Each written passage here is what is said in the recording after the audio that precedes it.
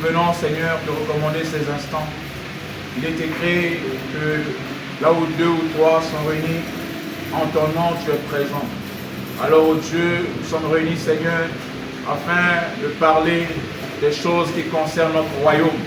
Nous voulons, Seigneur, oh Dieu, que tu puisses ôter, ô Père bien-aimé, toute pensée négative et que notre esprit soit disposé pour écouter, Seigneur, oh Dieu, ta parole. Prends le contrôle de tout, Seigneur. À toi seul, nous recommandons, Seigneur, oh Dieu, ces instants. Jusqu'à la fin, Seigneur, oh Dieu, de ce serment. Jusqu'à la fin, Seigneur, oh Dieu, de la réunion. Que tout soit pour ta gloire et pour ton honneur. Dans le nom puissant de Jésus-Christ, nous avons ainsi prié et demandé. Amen.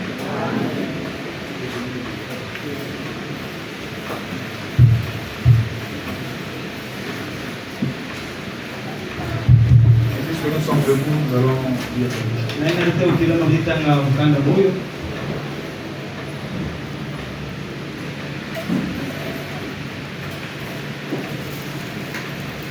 Dans le livre de Proverbes, Proverbes chapitre 16, le verset 4. Proverbes chapitre 16, verset 4. L'Éternel a tout fait pour un but, même le méchant pour le jour du malheur. Je reprends encore. L'Éternel a tout fait pour un but, même le méchant pour le jour du malheur. Amen. Nous vous asseoir. Que le Seigneur Jésus-Christ vous bénisse. Nous sommes encore venus à notre rendez-vous pour communier autour de la parole. Comme vous avez dit dernièrement, lorsque nous venons ici, nous ne venons pas avec la conception dénominationnelle. Mais quand nous venons, considérons que nous allons communier. Par exemple, c'est le frère Sela, c'est le frère Edmond, c'est le frère Glory, c'est le frère Sylvain, comme si on allait chez le frère Volvo. Donc c'est ça, la doctrine apostolique. Nous se réunissait dans des maisons. Et nous croyons à l'église maison. Et c'est cela même l'église du début. Avant qu'il y ait toutes ces améliorations. Et nous avons dit que toute fois qu'on améliore les choses, l'esprit aussi se retire. Parce que l'esprit n'aime pas les arrangements des hommes. Amen. L'esprit aime être souverain, libre d'agir. Raison pour laquelle nous ne venons pas avec des vieilles pensées, des vieilles conceptions. Disons, nous allons à la maison de New Day, de l'assemblée de New Day, là où nous avons choisi chacun pour nous. Lorsque nous ne pouvons pas aller dans nos maisons respectives, c'est dans ce cadre-là que nous nous réunissons. Amen. C'est pourquoi au fur et à mesure, nous sommes en train de rendre le cadre à ce que cela ressemble à cette vision que nous avons. Amen. Et donc aujourd'hui, nous allons parler de quelque chose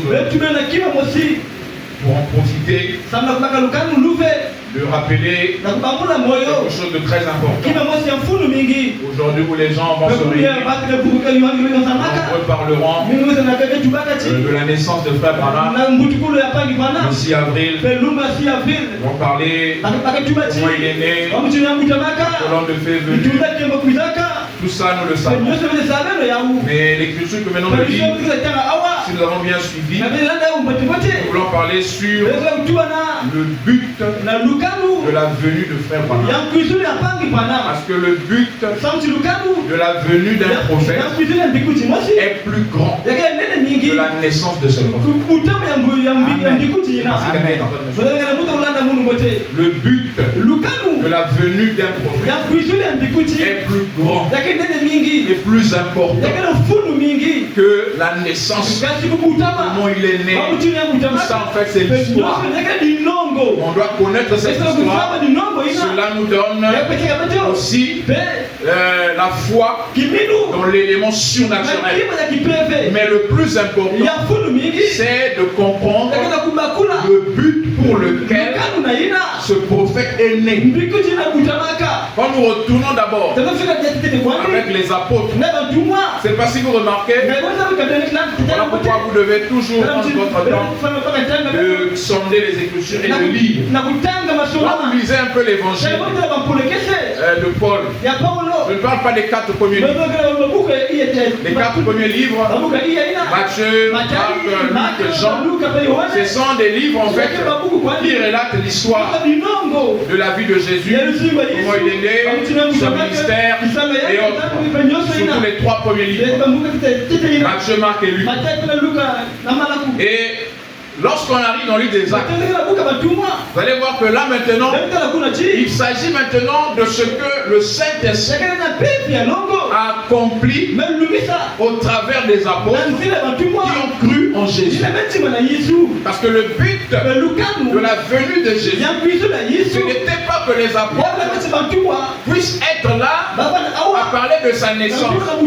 Il est né ceci, sa maman était une vierge, il a fait ceci, il a fait cela. Vous avez remarqué que quand Paul prêche, il n'insiste pas sur la naissance de Jésus.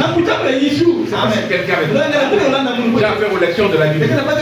Quand Paul parle aux Corinthiens, quand il parle aux Hébreux, déjà quand il parle aux Hébreux, il leur dit quels sont les éléments de la parole de Christ. Et allons à ce qui est sans pourtant encore remettre le fondement des œuvres mortes, les baptêmes. Maintenant ajoute comment il est né. C'est quelqu'un avec moi. Donc il n'a pas insisté sur Jésus est né à Bethléem, après Bethléem, il est allé à ceci. Ça c'est de l'histoire. Mais quand Dieu accomplit quelque chose, c'est dans un but. Et lesquels doivent bénéficier de ce but? C'est ceux qui reçoivent ce prophète. Aussi longtemps on ne saisit pas le but pour lequel le prophète vient, on est perdu. On crée une dénomination autour d'une histoire. On crée une dénomination autour d'une religion. Alors Paul avait compris que le but pour lequel Jésus est né, c'était qu'il ressuscite et par sa résurrection, il donne le pouvoir sur le royaume. Vraiment, l'évangile de Paul, il a beaucoup insisté sur ça. La résurrection de Christ. La résurrection de Christ. Parce que c'est sa résurrection qui a apporté un changement au cours de l'histoire de l'humanité. Est-ce que quelqu'un est en train de suivre? C'est pas la naissance de Jésus. Je sais pas si quelqu'un est en train de suivre. On va choquer quelqu'un, mais c'est ça. C'est pas la naissance de Jésus qui a changé le cours de l'histoire. Mais c'est sa résurrection. C'est sa résurrection. Voilà pourquoi Paul me dit que le christianisme est basé sur la mort, l'enseignement et la résurrection. Il dit vivant, il m'aima, mourant, il me sauva, enseveli, il apporta tous mes péchés au loin, ressuscité. Donc il est en train de montrer en fait le but pour lequel celui-ci a été né. Pierre a fait pareil, Paul a fait pareil. Dans les évangiles, dans leur prédication, ils ont tous insisté sur le but. C'est pourquoi ici dans le livre que Dieu fait tout dans un but. Dieu ne fait rien sans but. Rien sur la terre existe sans but. Il dit même le méchant pour le jour du malheur. C'est quelqu'un avec moi. C'est pourquoi si nous comprenons ces choses, nous allons bénir Dieu pour la présence de Judas. Amen. Oui. Si Judas n'était pas là, Jésus ne serait pas mort. S'il n'était pas mort, la rédemption n'aurait pas lieu. Mais c'est l'Écriture qui dit non. L'Éternel a tout fait pour un but, même le méchant pour le jour du malheur. Donc même le méchant dans ta vie là, c'est Dieu qui le fait. Amen. Pour le sorcier de la famille, c'est Dieu qui les place. Parce que si Dieu les laisse loin, tu ne paieras plus assez. Amen. Dieu veut constamment nous voir dans une atmosphère de prière, alors il crée des circonstances. Il met le méchant là. C'est Dieu qui a placé le méchant à côté d'Abel. Ce méchant c'était Caïn. C'est Dieu qui a placé le méchant à côté de Judas, à côté de Jésus plutôt. C'est Dieu qui a placé le méchant à côté de Joseph pour qu'il soit vendu par ses propres frères. Tout cela était dans un but.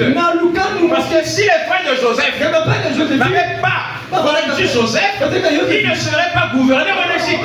C'est quelqu'un avec moi. Quand Dieu permet quelque chose, l'homme appelle cela malheur. Mais un homme spirituel voit la gloire derrière le malheur. Ça c'est fort. Amen. Amen. Un homme spirituel voit la gloire derrière le malheur. Le malheur de Joseph, il fut vendu. Ce n'était pas facile. Il est allé en prison, il a souffert et tout ça. Mais Dieu avait un but. Il avait placé ces hommes-là pour le faire souffrir dans un but. Il y a des moments dans la vie pour donner le meilleur de soi-même. Il faut être pressé. Vous devez souffrir. Si vous voulez avoir le jus d'orange, il faut bien presser l'orange. Si vous voulez avoir le lait, il faut presser la vache. Quand Dieu veut sortir le meilleur de la foi, le meilleur du zèle qui est en nous, il place les épreuves. Et il a des acteurs qui doivent jouer ce rôle-là. Est-ce que quelqu'un avec moi? Dieu n'était pas surpris de voir Judas. C'est Dieu lui-même qui avait fait cela. C'est Dieu lui-même dans sa prédestination. Alléluia. Dieu n'a pas seulement prédestiné les bons jours, il a aussi prédestiné les mauvais jours. C'est pourquoi il est dit que le malheur atteint souvent le juste. Mais l'Éternel, le Dieu, l'en délivre. Donc le malheur l'a. Le malheur atteint Jésus. Et quand le malheur l'a atteint, vous voyez voir que les autres l'ont laissé. Est-ce que quelqu'un avec moi? On doit comprendre que lorsque nous passons une épreuve, les frères peuvent nous accompagner. À un certain moment, nous resterons seuls. Amen. C'est là où les gens se plaignent. Moi, j'ai eu ceci. On n'a pas vu l'église, n'a pas fait. C'est là où je dis que nous sortons de ces systèmes-là. Amen. Là où l'église est une mutuelle. Non, l'église n'est pas une mutuelle. La communion fraternelle n'est pas la mutualité. Dans la mutualité, c'est que si moi je fais pour toi, toi aussi il faut faire pour moi. Et la communion fraternelle, on donne sans intérêt. On partage sans savoir la pensée d'avoir en retour. Si tu as donné et que toi, on n'a pas donné, tu te plains, ça veut dire que tu as encore l'esprit de la mutuelle. Tu n'es pas encore délivré. C'est quelqu'un avec moi. C'est ça la mutuelle. Donc quand on parle de la vie des apôtres, c'est la communion fraternelle. Et regardez même lorsqu'on dit qu'ils vendaient leurs biens et ils en partageaient selon le besoin de tout à chacun. Pour ceux qui avaient des grands biens, qui vendaient et qui n'avaient pas de besoin, n'attendaient rien en retour. Leur désir, c'était que ce qui était dans leur besoin. C'est quelqu'un avec moi. Donc ici, quand le malheur a frappé Jésus, Jésus s'est retrouvé seul. Quand on dit seul, même le disciple qu'il aimait le plus avait disparu. Est-ce que quelqu'un avec moi? Il y a des épreuves dans la vie où on restait seul. Le malheur atteint souvent le juste et l'Éternel Dieu l'en délivre toujours. Job était resté seul. Jésus est resté seul même à la croix. Il a dit mon Dieu, pourquoi m'as-tu abandonné? Une grande épreuve. Et c'était Dieu qui était derrière la mort. Or la mort, la crucifixion de Jésus avait apporté la pitié. Regardez comment les femmes étaient en train de pleurer parce que Jésus allait à la croix. Lui qui guérissait les malades, lui qui était en train de multiplier les pains. Et le jour qu'ils ont appris, les femmes ont appris que non, cet homme-là qui a fait du bien à telle famille est en train d'aller être crucifié. Elles sont venues dans la rue en train de pleurer. En fait, elles voulaient empêcher le plan de Dieu. C'est grave avec moi. Amen. Les sentiments que vous avez ne peuvent ne pas être la parole. La pitié qu'avaient les femmes de Jérusalem là n'était pas la pitié de Dieu. C'était simplement des émotions charnelles. Alléluia. Vous pouvez avoir des émotions envers quelqu'un qui souffre, mais quelquefois c'est la volonté de Dieu que la personne la souffre. Quand vous allez aider, vous allez à l'encontre de Dieu. Elle pleurait pour Jésus. Ah, ne les faites pas ceci. Et ne faites pas ceci. Jésus avait la révélation. Il dit femme. Alors la femme typifie quoi? Les églises. C'est comme avec moi. C'est comme ça que les dimanches, les églises pleurent. Quand c'est la période de Pâques là, les gens vont pleurer. Jésus était mort, Jésus était mort. Mais le problème, ce n'est pas qu'il soit mort. Pour quelle raison? Quel est le but pour lequel il est? Parce que ce but-là, ça nous concerne nous. Quand nous comprenons le but là, on se rend compte que tout cela, c'était pour moi. Et le croyant qui réalise le but pour lequel telle chose a été accomplie, il devient plus ou moins responsable. Parce que le but de l'accomplissement d'une promesse ou d'une prophétie, c'est d'emmener le croyant à une certaine responsabilité. Parce que ce n'est plus l'affaire de Dieu. La Bible dit que Dieu a tant aimé le monde, il a donné son fils afin que quiconque. Donc Dieu fait sa part. Maintenant il dit afin que quiconque croit dans le croyant, comme nous croit dans l'œuvre accomplie. Le salut est une œuvre accomplie que nous acceptons par la foi. Ça c'était au temps d'Israël avec les apôtres. Ils avaient compris cela. Ils avaient réalisé le but pour lequel Jésus était venu. Amen. Car Dieu ne fait rien sans but. Nous nous venons à nous au temps de la foi. C'est là que nous allons plus insister. Frère Branham est né. Même la naissance là, le jour, le 6 avril, nous le croyons, parce que Frère Branham l'a cru. Par rapport à cette femme, s'il était une astrologue. Elle a vu la constellation en voyant Frère Branham. Parce que souvenez-vous de l'enseignement que nous avons donné. On a dit que chacun de nous est né sous un signe zodiacal, sous une certaine pierre de naissance. Donc nous sommes liés à cela. Et donc elle a dit à Frère Branham, le jour qu'il était né, le 6 avril 1909, Frère Branham a cru cela. Frère Branham l'a répété plusieurs fois. Mais Frère Branham aussi tantôt pouvait dire que je ne connais pas mon âge, je ne connais pas le jour où je suis. Parce qu'à l'époque, il n'y avait pas de registre de naissance dans le Kentucky. Donc par rapport à cela, on ne peut pas baser une doctrine sur une certaine date. Voilà pourquoi nous ne faisons pas des doctrines sur les dates. 28 février, 6 avril, peu importe la date, le problème c'est le but. C'est quelqu'un avec moi. Le but. Parce que si on voit même Jésus, personne ici ne peut dire exactement l'année de naissance de Jésus. Est-ce que si tu ne connais pas son année de naissance, c'est un problème pour toi? Non, ça ne fait aucun problème. Le problème c'est que tu sois connecté par la foi au but qu'il est venu atteindre. Le but qu'il est venu accomplir. Donc ici, nous n'allons pas parler sur la date, parce que derrière cette date-là, ton frère Branham lui-même, on est incertain. Donc on va pas dire le 6 avril, à force de répéter, ça devient comme une doctrine, donc une incertitude au départ. Mais nous en profitons, comme ça, dans mes jours de rassemblement, de parler sur le but pour lequel frère Branham est venu. Est-ce que nous sommes prêts? Quel est le but de la naissance de frère Branham? Disons d'abord cette citation pour que nous puissions être rassurés de ce que je viens de dire au sujet de la date du 6 avril. Dans la prédication Abraham, prêché le 3 août 1960. Il dit au paragraphe 28. Au mieux de ma connaissance, je suis né dans le Kentucky, où il n'y a pas de registre de naissance. Est-ce que vous écoutez ça? Où il n'y a pas de registre de naissance. D'ailleurs, nous avons des parents qui sont des frères. Non, venez vers ton. On peut donner l'année, on ne donne pas le jour. Donc, frère Branham, il dit au mieux de ma connaissance, je suis né dans le Kentucky, où il n'y a pas de registre de naissance. Et savez-vous ce qui est la référence pour ma naissance, mon registre de naissance dans le Kentucky, l'année où le vent avait arraché la vieille souche, là sur la colline. Et c'est tout ce que les gens savaient. Ils disent, quand cet enfant est né, lors de la cueillette des tomates. Je me souvenais de la naissance de Frère Branham, ceux qui avaient vécu, l'année où la vieille souche était tombée, l'année où il y avait la cueillette des tomates.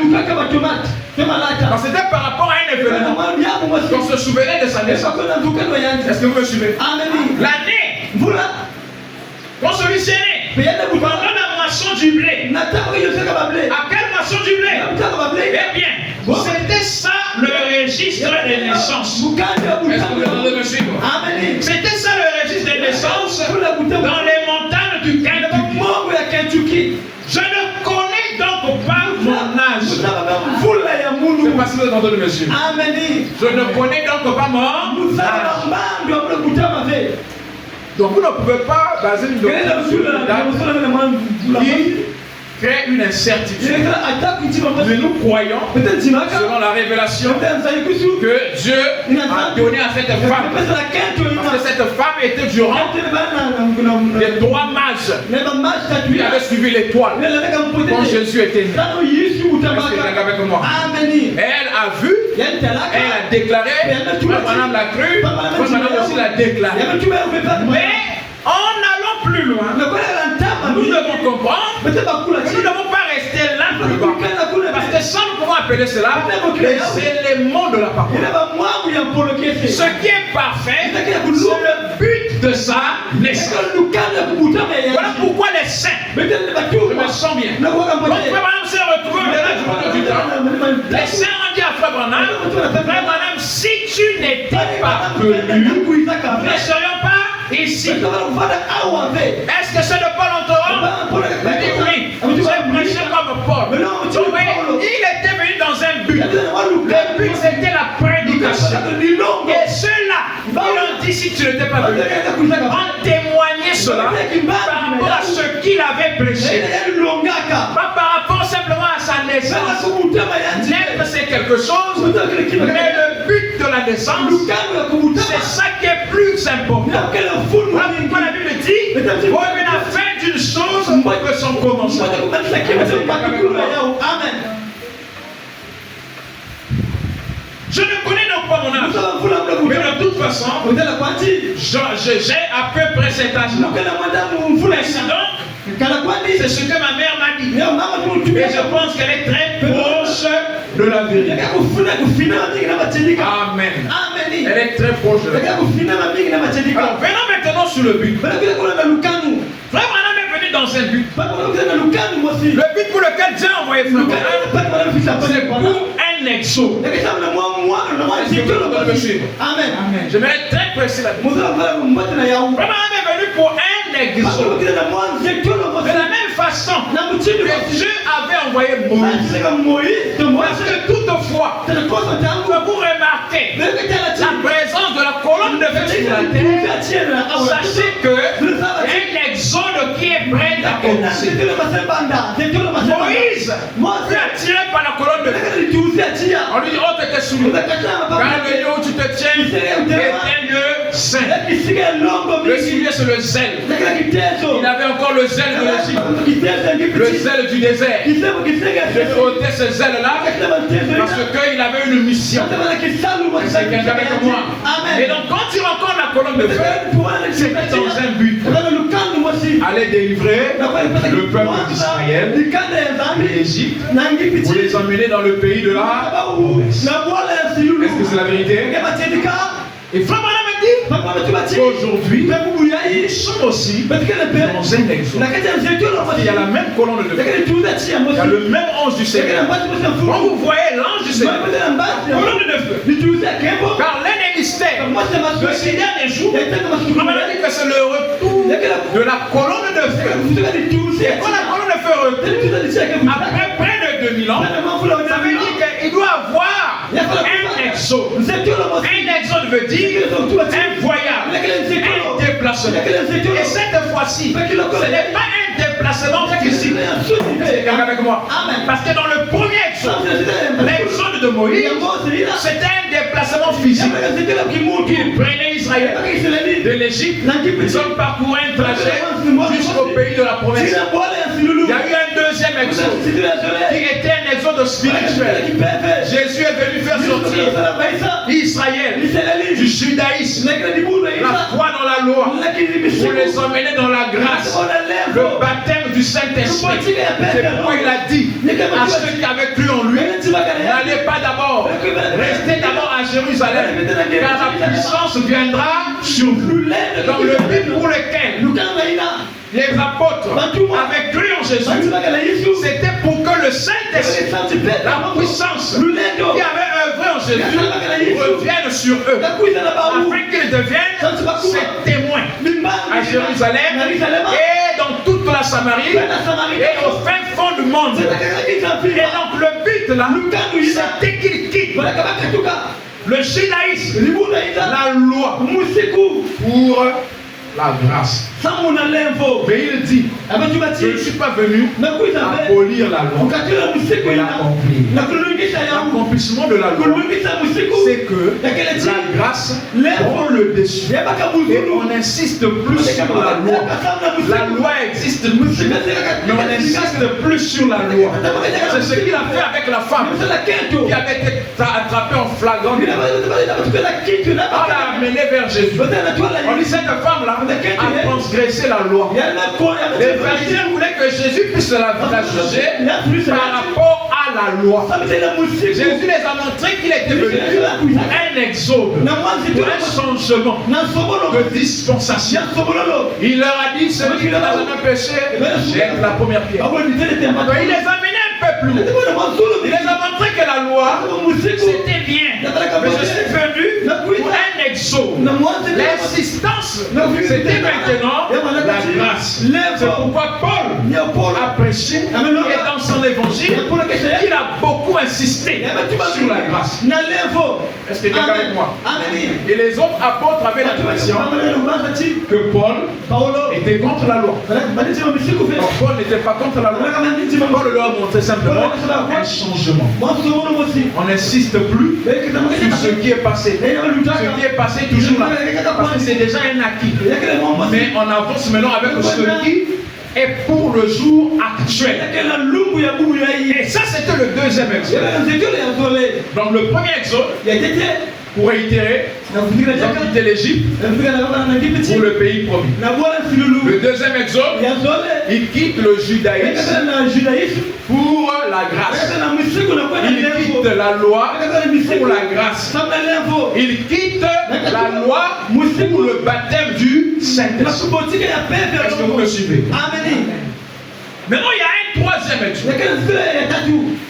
C'est le but pour lequel même le prophète est venu.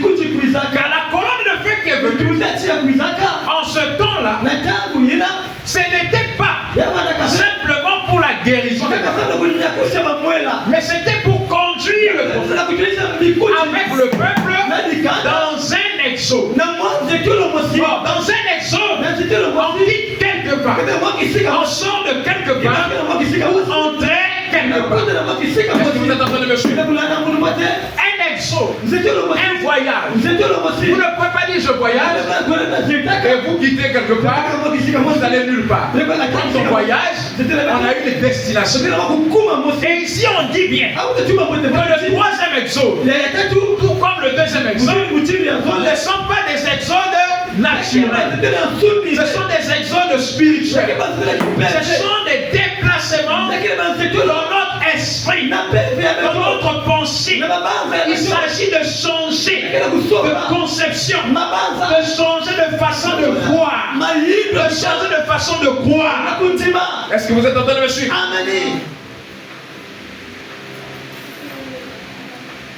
Écoutez ceci. Dans la prédication, le troisième exode, prêché le 30 juin 1963. Au paragraphe 262. Est-ce que vous êtes en train de me suivre? Acclamons d'abord pour le Seigneur, pour nous. Au paragraphe 262, suivez attentivement. C'est très capital ce que nous sommes. Parce que c'est très, je ne sais pas quel mot utiliser, de quoi on a venu d'un prophète sans comprendre pourquoi il est venu. Et le fait que les gens n'ont pas compris voilà pourquoi on crée des dénominations. Voilà pourquoi on crée de la religion. Est-ce que vous êtes en train de me suivre?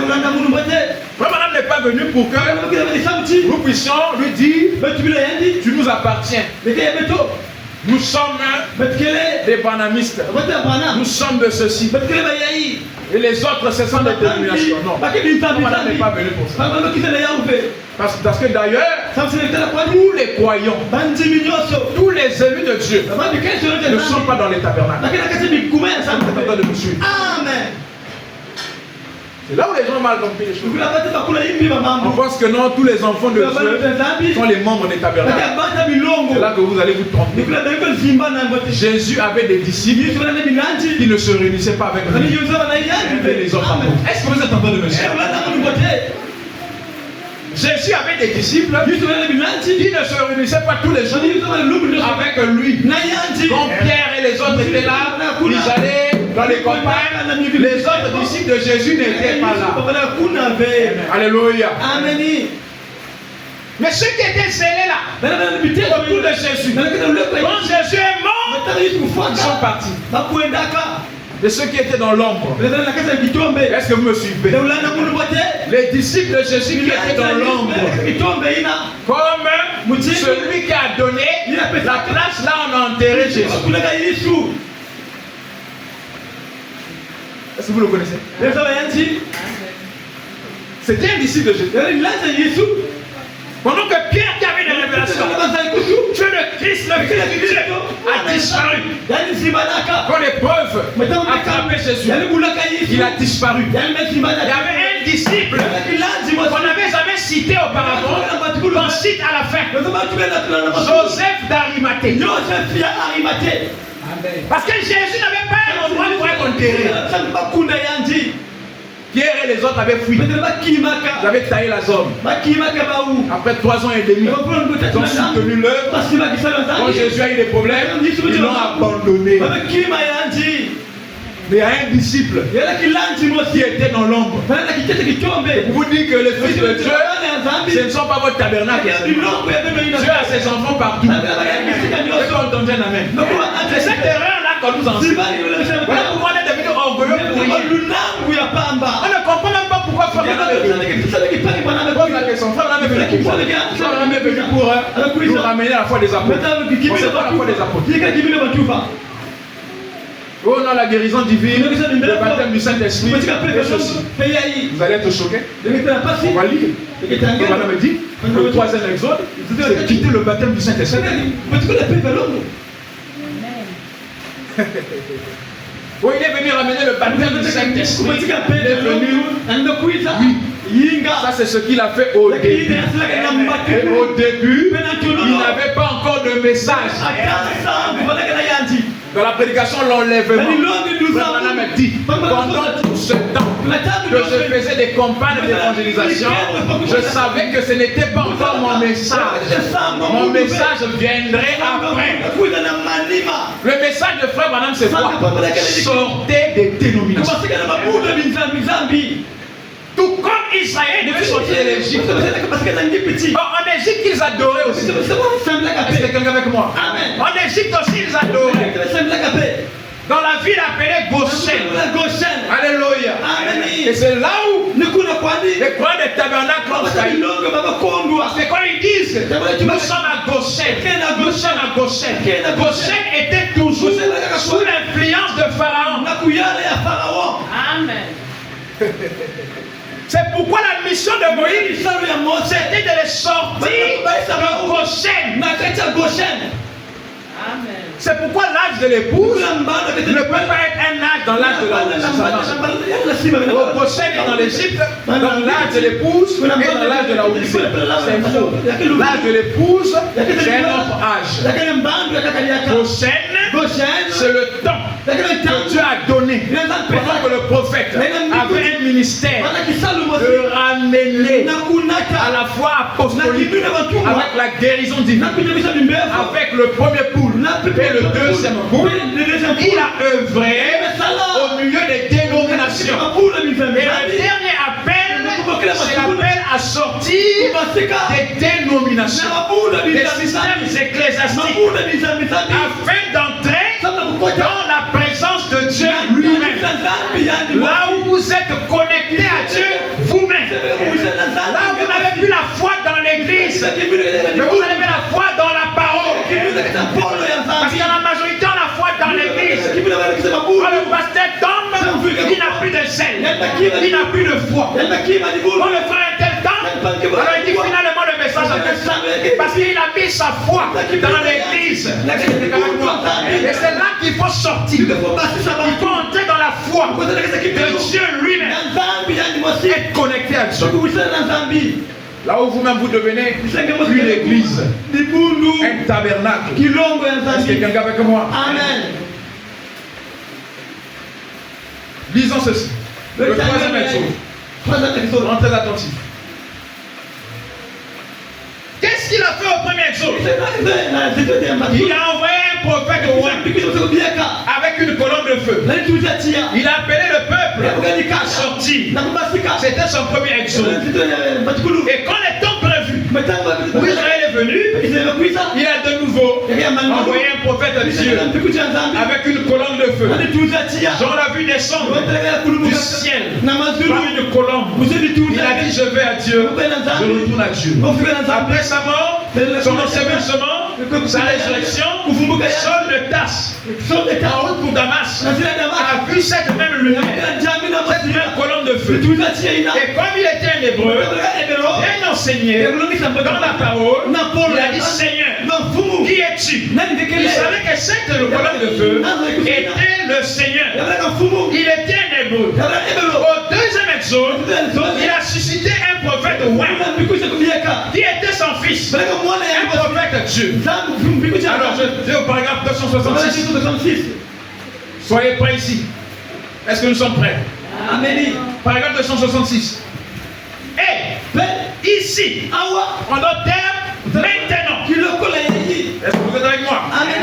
Et ici, il a promis la même chose dans l'exode au dernier jour. Il ne peut pas modifier cela. Et par ses preuves scientifiques, par le témoignage de l'esprit, aujourd'hui, la grande colonne de feu agit parmi nous. Et les signes et les prodiges de la résurrection de Jésus-Christ qui appelle les gens à sortir du système des dénominations. Je ne sais pas si les gens sont avec. Amen. À sortir de quoi? Du système des dénominations. Non, les autres n'ont pas Dieu. C'est nous qui avons Dieu. Donc c'est le tabernacle. Là-bas il n'y a pas Dieu. À l'époque, certains disaient même que l'enlèvement n'aura lieu que dans notre assemblée. C'est ça la dénomination. La dénomination, c'est le fait de construire des murs, de diaboliser les autres. Et vous êtes bons. C'est quelqu'un avec moi. Amen. Donc frère Madame vient faire quoi? Appeler les gens à sortir du système des dénominations et les faire entrer dans la présence de Jésus-Christ pour vivre, aller dans un pays. Il n'y a pas d'erreur, mes amis. Il ne s'agit pas de ce que moi je dis. Je suis simplement votre frère. Mais il s'agit de ce que Dieu vous prouve. C'est ce qu'il fait que c'est la vérité. C'est ce qui fait que c'est la vérité. La même colonne de feu qu'il a utilisée les deux autres fois, il a emmené parmi vous aujourd'hui et en a apporté la preuve scientifique comme vous le savez. Le magazine Life, on a parlé le mois passé là-bas. Et au paragraphe 297, je lis un peu une bonne fois pour parler. Paragraphe 297. Nous sommes dans un exode. Est-ce que vous suivez? La madame dit nous sommes dans quoi? Dans un exode. Autant de frères madame déjà. Nous sommes dans un exode. Et nous sommes dans un déplacement. Mais ce n'est pas un déplacement physique. C'est un déplacement spirituel. Nous sommes dans un exode. Nous partons. Nous allons arrêter l'enregistrement dans un instant. Oh, mes amis, mes frères, ceux qui sont ici, et à ceux qui écouteront les bandes, en tant que votre frère et citoyen du royaume, entrez dans cet exode. Est-ce que les gens sont avec moi? J'ai l'impression que les gens me regardent, mais ils sont ailleurs. Entrez dans cet exode. Vous devez comprendre le but. Il faut comprendre le cadre. Ça, madame n'est pas venue simplement pour que la colonne de feu apparaisse et qu'on puisse mettre nos photos. La colonne de feu là, Dieu nous a visité en ces derniers temps. C'est tout. Non, elle est venue pour déclencher un exode. Et il dit nous sommes dans quoi? Dans un exode. Nous partons. Nous allons arrêter l'enregistrement. Et dans un instant, oh mes amis, ceux qui sont ici, et à ceux qui écouteront les bandes, en tant que votre frère, citoyen du royaume de Dieu, entrez dans cet exode. Car tous ceux qui seront restés, tous ceux qui ne vont pas entrer dans l'exode, vont faire quoi? Tous ceux qui, alléluia, amen. Tous ceux qui seront restés porteront la marque de la bête. Amen. Amen. Vous ne voyez pas la marque de bête? Amen. Vous ne voyez pas la marque de la bête dans les tabernacles? Amen. Amen. La marque de la bête, c'est quoi? Ce n'est pas un animal. La marque de la bête, c'est l'enseignement d'abord. C'est une doctrine. Après, ça devient un homme, un prophète. Et après, ça devient la bête. La bête veut dire un animal féroce. Alléluia. Et l'animal féroce, quand vous êtes devant un animal féroce, vous faites tous les mouvements qu'il vous demande de faire. Est-ce que quelqu'un avec moi? Les gens sont dominés par les hommes. Ils ont la marque des hommes. Est-ce que quelqu'un avec moi? Amen. Amen. Amen. Les gens ont la marque des hommes, l'influence des hommes. Quand vous voyez un frère ou une soeur qui vit les principes de la parole pour plaire au pasteur, pour plaire à l'église, ce frère ou cette soeur a la marque de son église. C'est la marque de l'apostasie. Amen. La marque de la bête, frère Branham me dit, on est clair. Il dit que la marque de la bête, ce n'est pas un tatouage. Quand vous mettez sur le front ou sur la main. Quand l'Apocalypse dit, on leur mettra la marque sur le front. On a dit que le front, c'est la partie de la tête. Parce que c'est la tête qui réfléchit. C'est la tête qui emmagasine. C'est la tête qui raisonne. Et lorsque vous écoutez la parole, ça passe d'abord par une reconnaissance mentale. Vous acceptez la parole dans votre tête et vous agissez maintenant par rapport à ce qu'on vous a enseigné. La marque sur la main, c'est l'action. Est-ce que quelqu'un avec moi? La main, c'est l'action. La tête, c'est la connaissance. Et les gens vivent selon la connaissance des églises et ils agissent selon cette connaissance. Donc ceux qui n'entreront pas dans cet exode recevront la marque de la bête. Sortez de Babylone. Sortez de cette confusion. Sortez de ces systèmes. Et servez le Dieu vivant. Amen. La marque de la bête est réelle. Et celui qui n'a pas la marque de la bête, la communion est coupée. Est-ce que quelqu'un avec moi? Attention, frère Sylvain. Ne va pas communier le pasteur Géry là-bas. Il a des choses un peu bizarres. Je ne vois pas trop bien ce qu'il croit là. Le frère Sylvain est influencé parce que son pasteur lui a dit. C'est la marque de la bête. On va amener les gens à un niveau. Eux-mêmes ont le discernement de l'esprit. le bien et le mal. On ne va pas conduire les gens parce que nous ne sommes pas le Saint-Esprit. Ce n'est pas l'homme qui a été placé pour conduire les gens, mais c'est le Saint-Esprit. C'est ça l'exode en question. Quitter l'influence des églises pour marcher sous l'influence de la nuée de gloire. Amen. Et les gens sont là. Même les gens changent d'attitude à votre égard. Parce qu'on les enseigne, on les a parlé de quelque chose avec ceci. C'est la marque de la bête. Est-ce que quelqu'un avec moi? Amen. Il n'y a pas de communion. Mais il faut sortir de ce système. Là où l'esprit vous conduit à communier avec tout le monde. Est-ce que quelqu'un avec moi? Là où vous êtes conduit par l'esprit. Est-ce que quelqu'un avec moi? Gloire à Dieu. Il dit au premier exode. Alors il continue. Ce grand ange de l'alliance, Jésus-Christ, existant en forme de Dieu, n'a point regardé comme une proie arrachée d'être égal à Dieu. Le grand ange de l'alliance, c'est cette glorieuse colonne de feu. Alléluia. Qui a été photographiée. Nous connaissons cette photo. Madame me dit même que c'est la photo de l'ange du Seigneur. Il dit cela ne me ressemble pas. Il dit avez-vous vu la photo du Seigneur Jésus? Cette lumière. Donc ce grand ange de l'alliance Jésus-Christ, existant en forme de Dieu, n'a point regardé comme une proie arrachée d'être égal à Dieu, avec Dieu. Maintenant, il est une colonne de feu sous la même forme qu'il avait à cette époque-là. Quand il a introduit ce premier exode, quand il a introduit le deuxième exode, et le voici avec le troisième exode. Amen. Pour le troisième exode là, c'est pour les adorateurs. Non.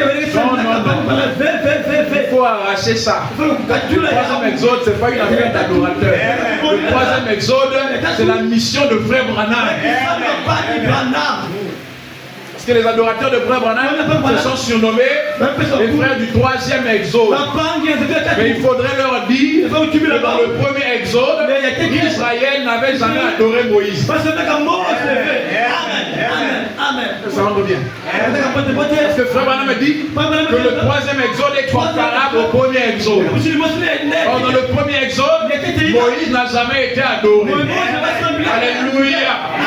Moïse n'a jamais été adoré. Il était le prophète oint, confirmé par Dieu, avec une mission à accomplir. Et il le suivait parce qu'il était confirmé. Et nous suivons Frère Branham parce que Dieu l'a confirmé. Le monde entier le sait. Est-ce que quelqu'un avec moi?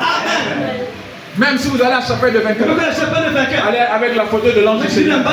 Les vrais disciples de l'apôtre à David, vont vous saluer. Parce que le frère David là, le pasteur fondateur de la chapelle de vainqueur, il témoigne que frère Branham a imposé les mains à Oral, à Tony Osborne. Il a transmis l'onction à Osborne, et Osborne l'a imposé les mains, lui a transmis l'onction. Quand il dit que l'onction qui est sur lui vient de frère Branham. Frère Branham ne vous appartient pas seulement. Amen.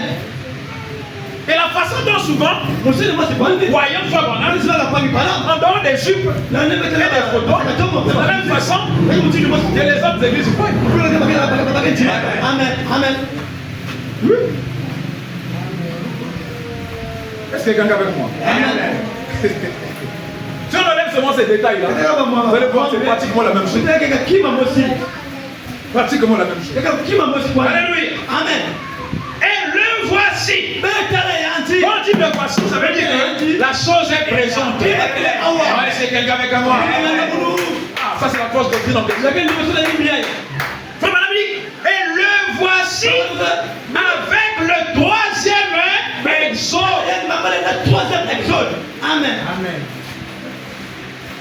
Au premier exode, qu'est-ce qu'il a fait? Il les a fait sortir d'un pays naturel pour un pays naturel. Est-ce que c'est la vérité? Au deuxième exode, il les a fait sortir d'un état spirituel à un baptême spirituel du Saint-Esprit.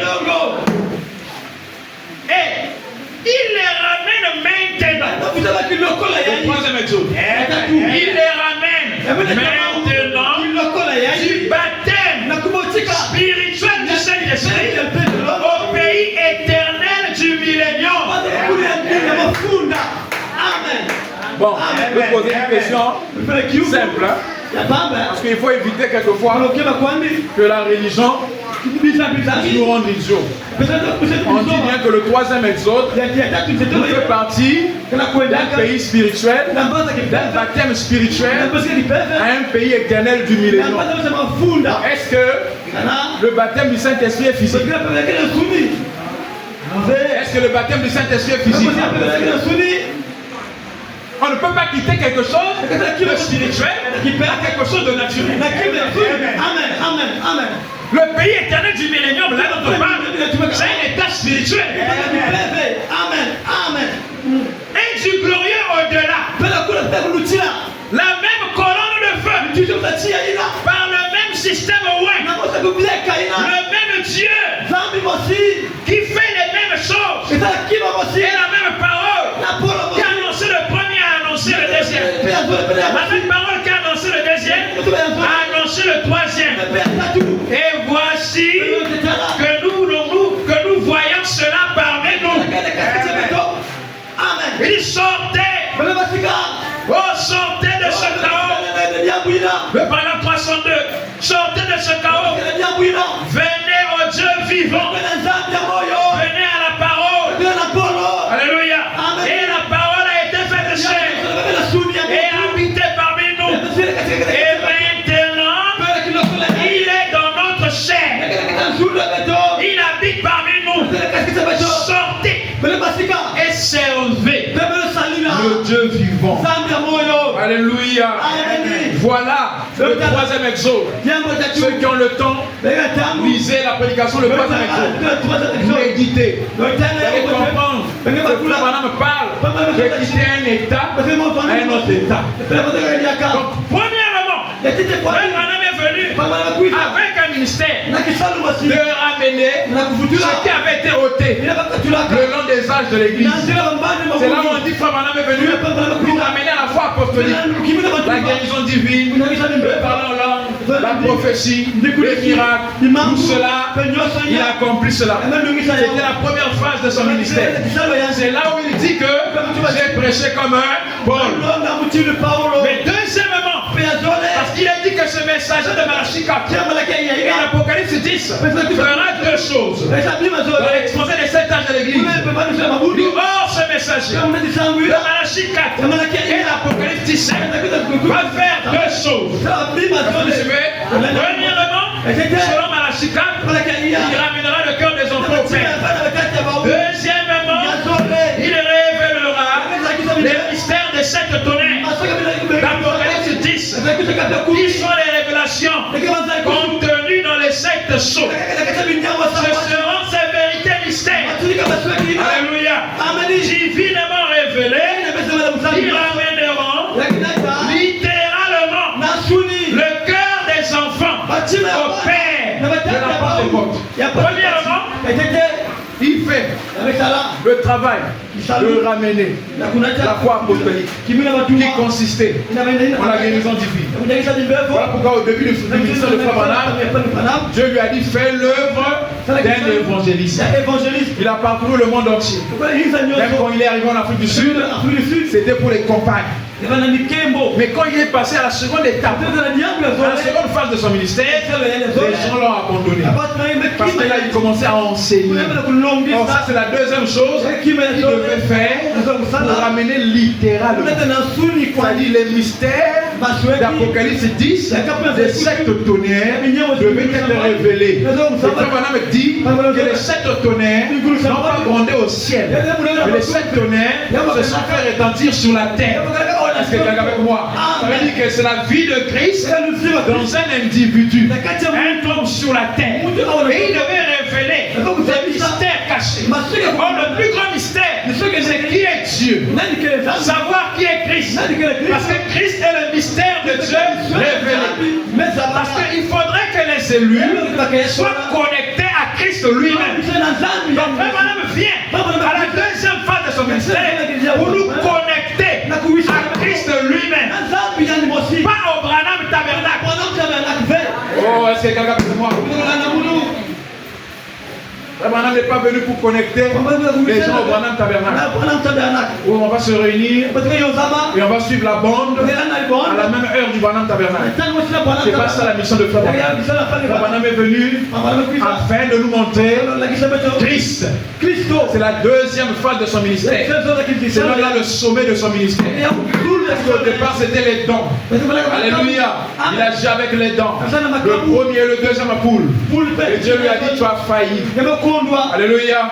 Ce que tu as montré cela au bébé pentecôtiste. C'était le signe de la main. Il pouvait tenir avec la main gauche, la main droite du malade et connaître de quoi souffrait le malade.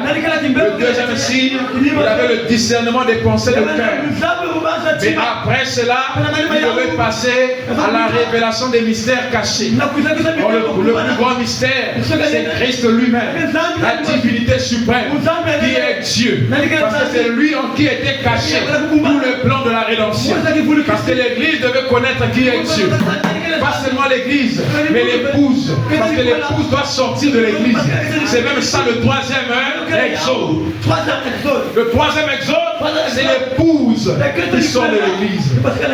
Ton âme n'est plus rattachée. Ton esprit n'est plus rattaché aux lois ecclésiastiques. Tu n'es plus sous l'influence de ces lois. Alléluia. Tu ne marches pas par la peur, mais tu marches par la crainte. Parce que la majorité des croyants vivent par la peur. Par la peur d'être perdu. Par la peur d'aller en enfer. Et Dieu n'a pas demandé à son peuple d'avoir peur de lui. Il a demandé à son peuple de le craindre. Il faut la crainte et la connaissance de mystère. Quand vous connaissez qui est votre Dieu, ça installe en vous la crainte de Dieu. En ce moment-là, vous marchez par amour. Parce que quand vous craignez Dieu, vous faites tout par amour. Pas sous l'influence de la loi, mais par l'amour. Alléluia. Lisons cette citation pour terminer. Le deuxième point, il va révéler les mystères cachés. Et ce sont ces mystères-là. Christ, dire Amen, littéralement, le cœur des enfants au Père. Écoutez, pour terminer, quelle est la mission de Frère Branham? Quelle était sa mission? La prédication, la parole parlée et la sémence originelle. Écoutez cette bande pour terminer. Alléluia. Amen. Si vous avez tout raté, ne ratez pas ceci. La sémence parlée, la parole parlée et la sémence originale. Prêché le 18 mars 1962. Paragraphe 119. Ma mission. Vous voulez écouter la mission de Frère Branham? Ma mission, je crois, pour laquelle Dieu m'a appelé. Et je devrais dire des choses personnelles aujourd'hui. Vous voulez écouter ça? En effet, je vous avais dit que j'allais le faire. Voyez-vous? Et que j'allais le dire au monde entier. Ma mission, je crois, sur terre. Alléluia. Amen. La mission de Frère Branham sur terre. Alléluia. Amen. C'est quoi? Tu as la lecture? Tu vas lire ça. Ça va dire que je suis en train d'invoquer. Tu peux approcher. La mission. Il est venu avec quelle heure? Est-ce que vous l'avez accepté? Est-ce que vous avez accepté cette mission? Est-ce que les églises ont vraiment accepté? Ou bien ils se contentent simplement de dire qu'on a reçu un prophète? Mais il est venu en quelle heure? Il dit aujourd'hui je vais vous dire quelque chose de personnel. Paragraphe 119. Ma mission, je crois, pour laquelle Dieu m'a appelé, je devrais dire des choses aujourd'hui. En effet, je vous ai dit que j'allais le dire, voyez-vous, et que j'allais le dire. Ma mission, je crois sur terre, c'est d'être le précurseur de la parole qui doit venir. La parole qui doit venir, c'est Christ. Qui doit venir? Christ. Et Christ en lui. Le millénium.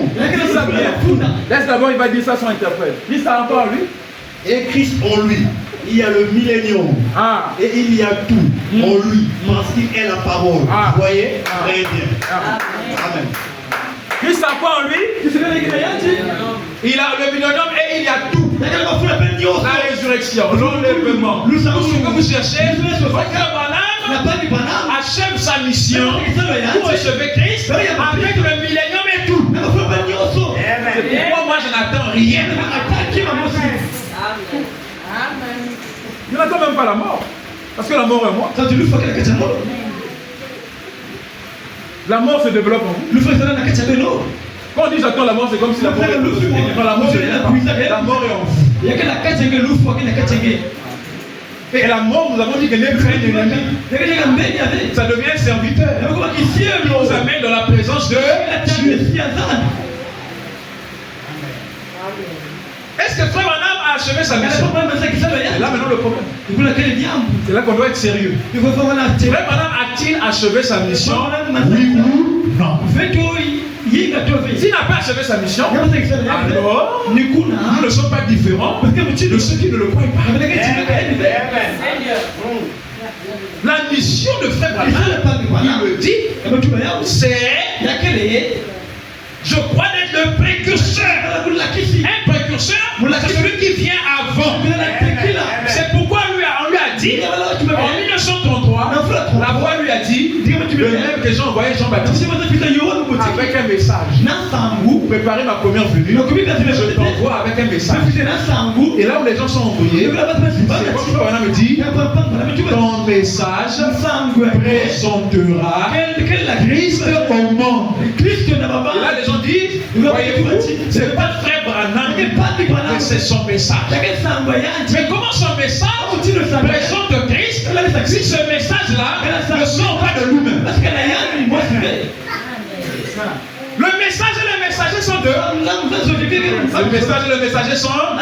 Le message présentéra Christ. Ça veut dire quoi? Peu importe le temps qui va s'écouler. Même si on arrive en 2100, le véritable Fils de Dieu, il a été prédestiné à voir la mission de Frère Branham. Quand il lira le message, il verra Christ. C'est ça. Ça ne veut pas dire que certains serviteurs de Dieu vont prêcher pour présenter Christ. Qui le connaît? C'est ça. Frère Branham dit, s'il apparaissait ici, trait pour trait, avec le visage d'Hoffman, je ne le croirais pas. Parce que c'est une psychologie. Même s'il avait des marques de clous, je ne le croirais pas. Il doute qu'on peut le faire. Il n'a pas promis le faire. Il dit, mais qu'est-ce qu'il a promis? Quand vous verrez le même ministère. Alléluia. Quand vous verrez le même ministère. Quand vous verrez un homme avec le ministère du Fils de Dieu, discernant les pensées de Dieu, révélant les mystères cachés. En ce moment, sachez que Christ est sur la terre. Alléluia. Parce que Christ, c'est la parole faite chair. Quand la parole se fait chair, c'est Christ. Alléluia. C'est là où Jésus disait, dans peu de temps, le monde ne me verra plus, mais vous me verrez. Parce que voir veut dire comprendre. Donc la question que je pose à la fin, auprès de tous ceux qui suivent, est-ce que Frère Branham a accompli sa mission? Frère Branham a-t-il accompli sa mission? Oui ou non? Parce que sa mission c'était de présenter Christ. Et Christ en lui, le millénaire. Et tout, il y a tout en lui. S'il n'a pas accompli sa mission, alors Frère Branham n'est pas le vrai précurseur. Il faut le dire clairement. Parce que la mission d'un prophète, c'est ça qui détermine sa véracité. Un prophète est vrai par rapport à sa mission. Si vous dites ça, lui-même en 67, il dit encore à ceux qui sont là-bas, qui attendent la venue du Seigneur, je vous salue. Jusqu'en 65. Savez-vous que Jean-Baptiste, après avoir présenté l'agneau de Dieu, il a dit voici l'agneau de Dieu, qui ôte le péché du monde. Il suivez-le. Mon ministère est terminé.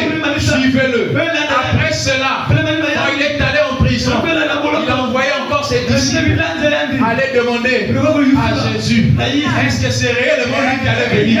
Ou devons-nous attendre quelqu'un d'autre? Abraham a dit, l'esprit d'Élie a toujours eu un esprit changeant. Alléluia. Il faut être assez spirituel pour comprendre les humeurs d'un prophète. Vous n'allez pas saisir un prophète. Voyez-vous, Jean-Baptiste, on voit encore l'autre. Mais les véritables disciples de Jean-Baptiste savaient que la prédication du journée avant la prison, c'était ça la vérité. Le reste là, c'était pour embrouiller les religieux. Alléluia. Parce que les mêmes anges qui ont fait sortir l'autre de sa famille avaient aveuglé les sodomites. Quand un messager vient, il ne vient pas seulement ouvrir les yeux, il ouvre les yeux des uns et il aveugle les autres aussi. Voyez-vous, les mêmes anges fait sortir, ils ont aussi aveuglé. La même colonne de feu qui éclairait Israël aveuglait les Égyptiens. Alléluia. Le grand jour s'est levé. Dieu nous a visités. Pourquoi? Pour nous faire sortir des traditions, pour nous faire sortir des dénominations, afin que nous puissions être un avec Christ. Ne laissez pas l'église vous dire votre destinée. Oh Dieu perdu, oh Dieu pas fils de Dieu. L'église n'a aucun droit.